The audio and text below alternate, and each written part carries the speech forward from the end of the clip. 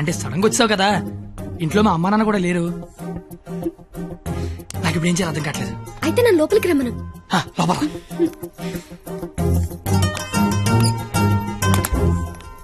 ఓయ్, సడన్ గా ఎంట్రీ ఏంటి? ఇంకొక రోజు అయితే మనం పందెం గెలిచేస్తాం కదా. అది చెప్పడానికి వచ్చావా? మనం ఎలాగో గెలిచేస్తాం, ఆ తర్వాత లైఫ్ అంతా ఈ ఇంట్లోనే ఉండాలిగా. మా అత్తగారి ఇల్లు ఎలా ఉందో చూద్దామని. చూడు మరి. నువ్వు చూపించు. ఇదే మా విశాలమైన హాలు. ఇగో ఇదే మా డైనింగ్ టేబుల్. నెక్స్ట్ ఐటమ్ ఇదే మన బెడ్రూమ్. ఛీ, ఈ టైంలోనా? అత్తయ్య వాళ్ళు చూస్తే బాగోదు. అయినా సిక్కులేదు నీకు. వచ్చిన బుజ్జి తల్లోడమ్మా. దై దై దై దై దై దై దై దై దై.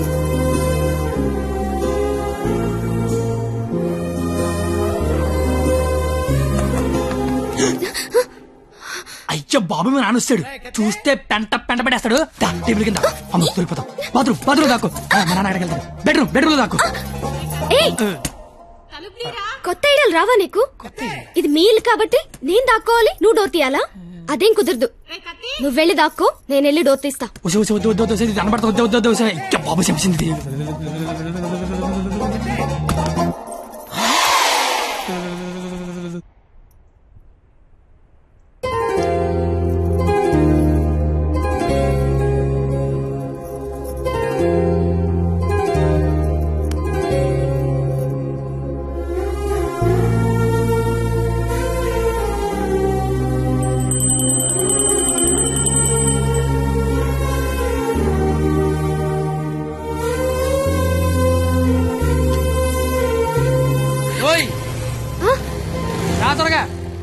వెళ్తానత్తయ్య. వెళ్తాను కాదు, వెళ్ళొస్తాను అనాలి. వెళ్ళొస్తాను. బాయ్. ఈ ఒక్కరోజు గడిచేస్తే మనం పందెం గెలిచేస్తాం. ఆల్రెడీ గెలిచేసినట్టేగా. ఇంకా మనం లైఫ్ లాంగ్ హ్యాపీగా.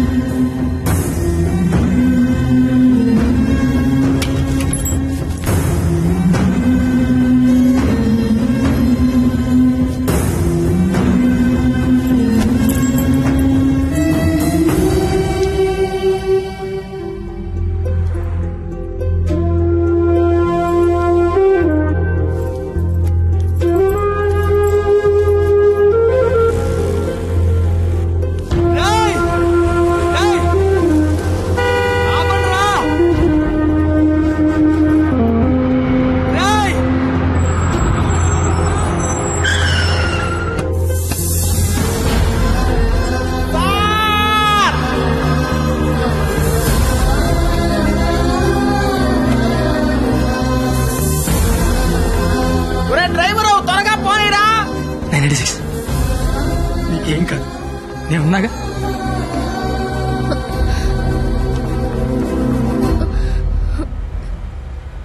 బ్లడ్ వస్తుందా?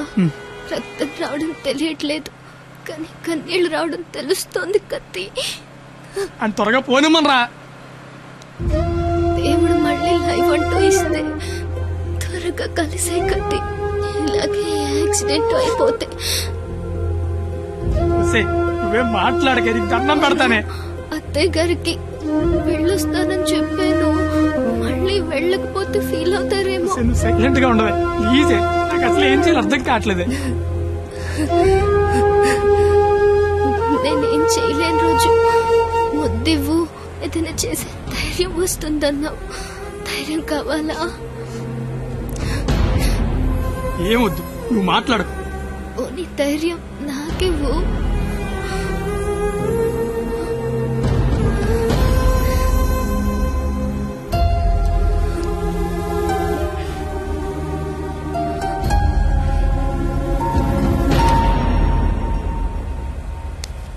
ఓయ్ 996 నిన్నే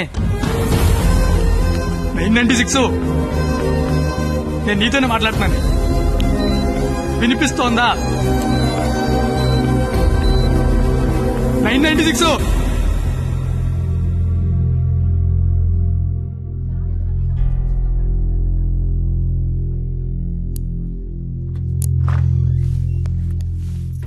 సార్ తను బానే ఉంది కదా? తనకి లెఫ్ట్ సైడ్ రిబ్స్ ఫ్రాక్చర్ అయ్యాయి. బ్రీతింగ్ తీసుకుంటున్నప్పుడు లంగ్స్ ఎక్స్పాండ్ అవడం కష్టంగా ఉంది. ఎంత టైంలో చేయించండి? Maximum 6 hours. సుమారుగా ఎంత ఖర్చు అవుతుంది? 3 lakhs దాకా ఖర్చు అవుతుంది. నాకు కొంచెం టైం కావాలి డాక్టర్. ఓకే, డబ్బు అరేంజ్ చేసుకోవాలి కదా. కానీ గంటకి తన కండిషన్ చాలా క్రిటికల్ అవుతుంది. ఈ 6 hours కూడా గ్యారంటీగా తను బతుకుతుందని చెప్పలేము.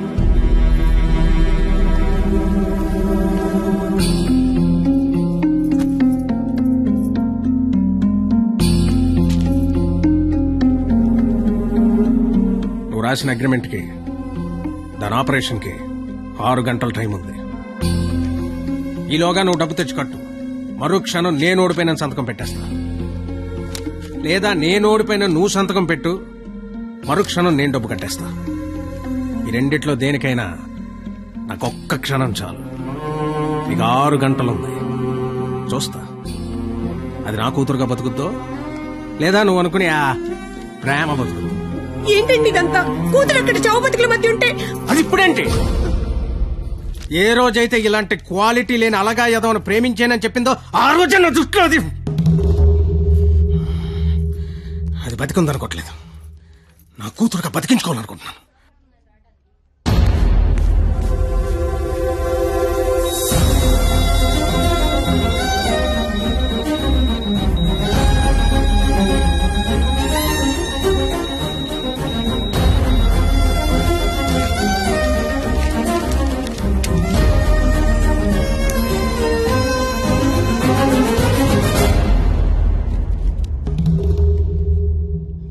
లక్షలు అనేసరికి కనీసం ప్రయత్నం చేయకుండా ఎలా సంతకం పెట్టేస్తున్నాడు చూడు.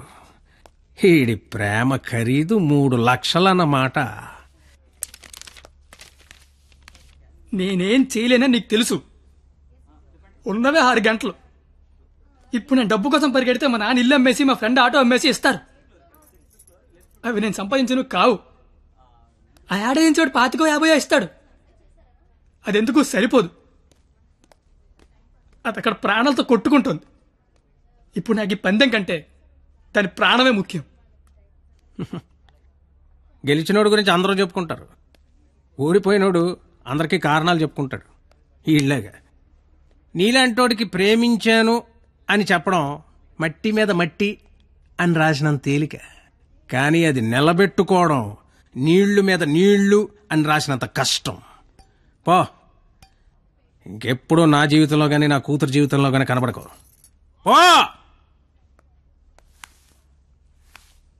ఓడిపోతే కాళ్ల మీద పడి క్షమాపణ చెప్తానన్నావు.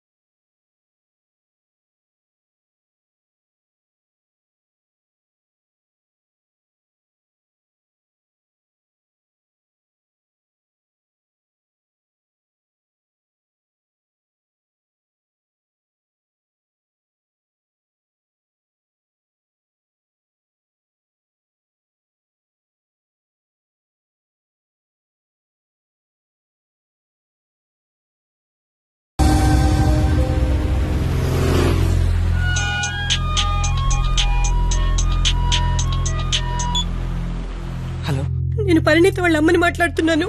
ఆపరేషన్ అయిందా? Doctor operation చేయనంటున్నాడు.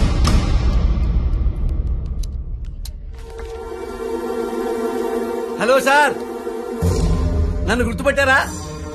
నేను సార్, మీ దయ వల్ల ఒక హాస్పిటల్ కి ఓనర్ని కాస్తా ఈ హాస్పిటల్లో డాక్టర్ గా జాబ్ చేస్తున్నా. మీ క్వాలిటీ దెబ్బకి బలైపోయిన చాలా మందిలో నేను ఒక్కడు సార్. గుర్తుపట్లా? అంటే ఇప్పుడు ఆపరేషన్ చేయబోయేది నేనే సార్, కానీ చేయటల్లా మానేశా. ఇప్పుడే నిమిషం ముందు నిర్ణయం తీసుకున్నా.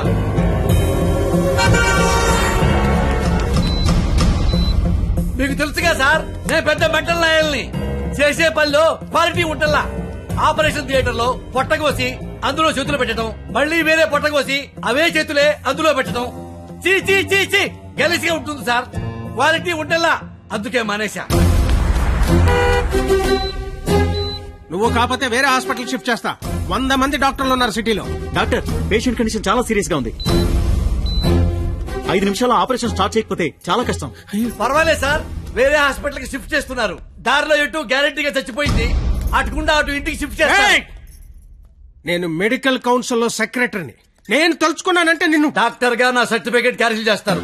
మెడికల్ షాప్ పెట్టుకుంటా, లైసెన్స్ రద్దు చేస్తావు. వడ్డీ వ్యాపారం పెట్టుకుంటా, దాన్ని నాశనం చేస్తావు. లెదర్ బిజినెస్ పెట్టుకుంటా, ఏం చేస్తావు?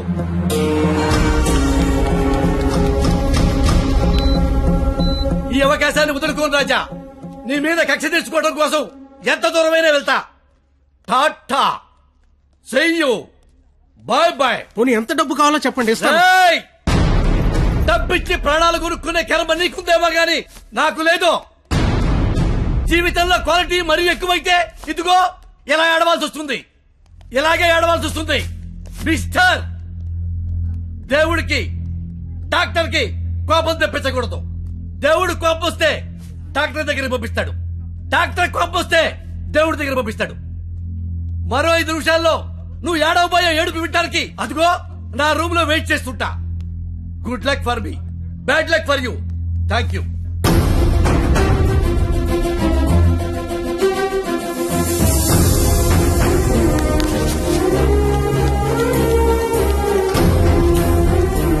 ఇప్పుడు ఆపరేషన్ ఆఫీసర్ కదా, దాని గురించి మాట్లాడాలి. నాకే సంబంధం? మీకే సంబంధం. 2 నిమిషాలు నాతో మాట్లాడితే 3 నిమిషం పరిగెత్తుకెళ్ళి ఆపరేషన్ చేస్తారు. నేనెందుకు చేస్తాను రాజా? నో, ఆపరేషన్ నేనే చేస్తా. అమ్మా, ఈ అవకాశాన్ని నేను వదులుకోను. సార్, సారీ సార్, ఈ విషయం తెలియక నేను ఆపరేషన్ చేయనని చెప్పాను సార్. ఏ విషయం? అంత బాబు చెప్పాడులే సార్ నాకు. ఏం చెప్పాడు? సార్, సిస్టర్, ఇదిగో నా ATM కార్డు తీసుకుని డబ్బులు రాజాయి. కింద బిల్లు మొత్తం కట్టాయి. ఇంజక్షన్ ఖర్చు కూడా వీళ్ళు ఇవ్వడానికి వీల్లేదు. వెళ్ళు. బాబు బయలుదేరమంటావా? చచ్చిపోయే లోన్ వెళ్ళండి సార్. ఏం కాదు నాన్న, షేక్ హ్యాండ్ నాన్న. అవయవదానం చేశారా సరే, పాపను బతికించుకుంటాను. పాపే నా ప్రాణం. రే, నువ్వేంట్రా అక్కడ? ఏం చెప్పావాడికి? ఆపరేషన్ చేయను అన్నాడు కదా, ఇప్పుడు చేస్తానంటున్నాడు. ఏం చెప్పావాడికి? అసలు నీ ప్రాబ్లం ఏంటి చెప్పు. నీ ప్రాబ్లం ఏంటి? నువ్వు చేయలేకపోయావు, నేను చేస్తానా కదా. ఇప్పుడు ఆపరేషన్ చేయడం ఇంపార్టెంట్, ఎందుకు చేస్తాడు ఇంపార్టెంటా? నిజంగా నాకు అర్థం కావట్లేదు. నీ ప్రాబ్లం ఏంటి చెప్పు. నీకు నేను నచ్చలేదు. నువ్వు నన్ను చేసుకోవాలనుకుంటే నేను నీకు నచ్చాలి. నీ కూతురు నన్ను చేసుకోవాలనుకుంటే నీకు నచ్చాల్సిన అవసరం లేదు. సరే, ఒక ఆడపిల్ల తండ్రిగా నేను నీకు నచ్చలేదు. ఎందుకంటే నువ్వు చూసినోడికి చదువు ఉంది, ఉద్యోగం ఉంది. నాకు చదువు లేదు, ఉద్యోగం లేదు. కానీ నీ కూతురు కాడంటే ఇష్టం లేదు. నీకు ఇష్టం లేదు, నేను ఒక 4 రోజులు మీ ఇంట్లో ఉంటేనే భరించలేకపోయావు. నీ కూతురు దానికి ఇష్టం లేని వాడితో జీవితాంతం ఒకే ఇంట్లో ఉండాలి, ఒకే మంచం మీద పడుకోవాలి, కాపురం చేయాలి. అర్థమవుతుందా నీకు? నాకు విషయం చెప్పు. నీలా నీ ఫ్యామిలీని 4 రోజులు పోషించమన్నావు. చివరిలో యాక్సిడెంట్ అయ్యింది, ఆపరేషన్ చేయించలేకపోయినా ఓడిపోయిన సంతకం పెట్టమన్నావు, పెట్టేశా. నీ కూతురు నీకిచ్చా. నువ్వేం చేసావు?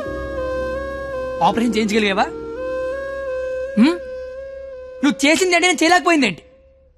ఇప్పుడు ఇద్దరం గెలిచినట్ట, ఇద్దరం ఓడిపోయినట్ట? తనకి మన ఇద్దరం కావాలి. నువ్వు ఉన్నావన్న ధైర్యం కావాలి, నేను ఇచ్చే ఆనందము కావాలి. తను ఎగరాలనుకుంటోంది, ఎగరడానికి రెక్కల్లా నేనున్నాను. కానీ ఎగిరి ఎగిరి అలిసిపోతే వాలడానికి కాళ్ళలా నువ్వు ఉన్నావన్న ధైర్యం కావాలి. అసలు నీతో పాటు మా నాన్న కూడా కావాలి. నన్ను ఉండకపోతే దాన్ని పెళ్లి చేసుకోవడానికి 3 లేసని చెప్పి పట్టదు నాకు. నిన్ను కాదు లేచాక దాన్ని అనాలి. ఛీ, ఇదంతా నీకు ఎంత చెప్పినా అర్థం కాదని తెలుసుకోవడం చెప్తాను. నాకైతే అర్థం కావట్లేదు. ఛీ, ఎంత వస్తువు తెస్తే. రాజా, కంగ్రాచులేషన్స్, ఆపరేషన్ బాగా జరిగింది. అమ్మాయి safe. Best of luck. Medical officer గారు, మీరు మీ భార్య లోపలికి వెళ్ళి చూడొచ్చండి.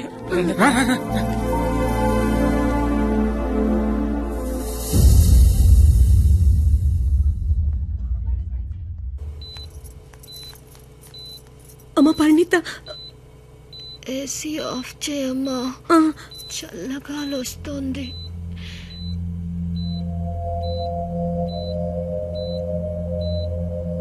నిన్నొకటి అడగాలి నాన్న.